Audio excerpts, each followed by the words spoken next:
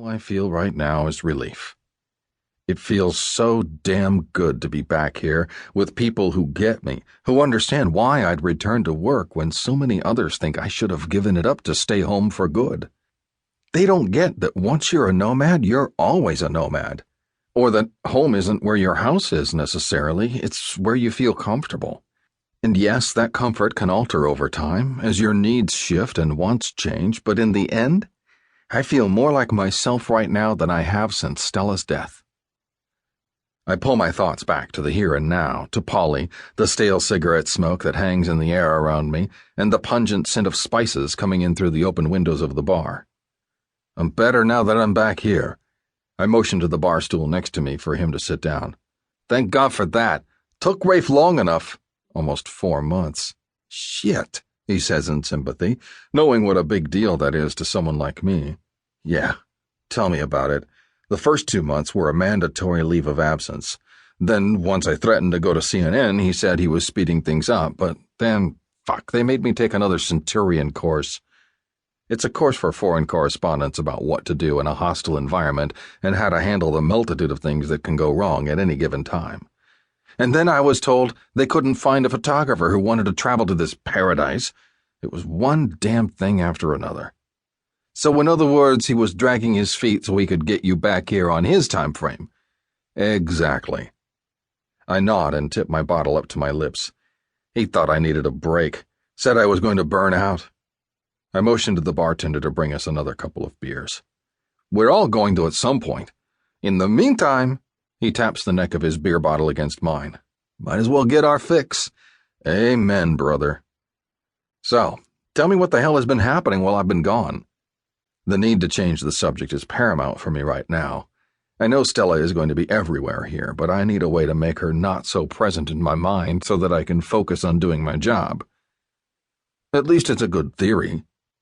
I'm hearing that some new players have moved into the game and that there's a high official meet in the works, but we can talk shop later. Right now, we need to welcome you back properly. Polly raises his voice to shout the last few words. In agreement, the crowd of people around us, mostly men, raise up a glass and call out a few aye-ayes. The excitement around me feels palpable. It doesn't take much in this place to give people a reason to celebrate. We all live on that razor-thin edge of unpredictability, so we take the chances we get to party because who knows when we'll get another one. For all we know, tomorrow we could be on air raid siren lockdown in the hotel or out in the field in an embedded mission with a military unit. When I turn back around, the bartender is busily filling the row of shot glasses on the bar top in front of me with Fireball whiskey. History tells me that this row is the first of many in tonight's welcome back celebration. My inclination is to chug back the first shot and then slowly work my way out of the bar and to my room. It's been a long-ass few days.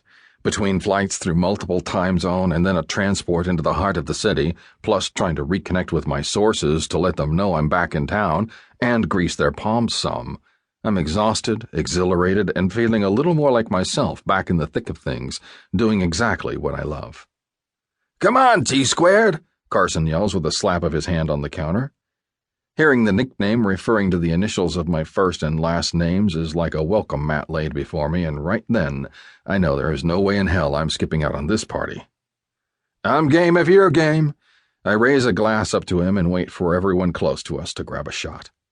The jostling of more people patting my shoulders, accompanied by welcome back comments, causes the amber liquid to slosh over the sides of the shot glass. Shh, shh, shh. Polly instructs our friends as he stands on the seat of his chair, holding up his own glass.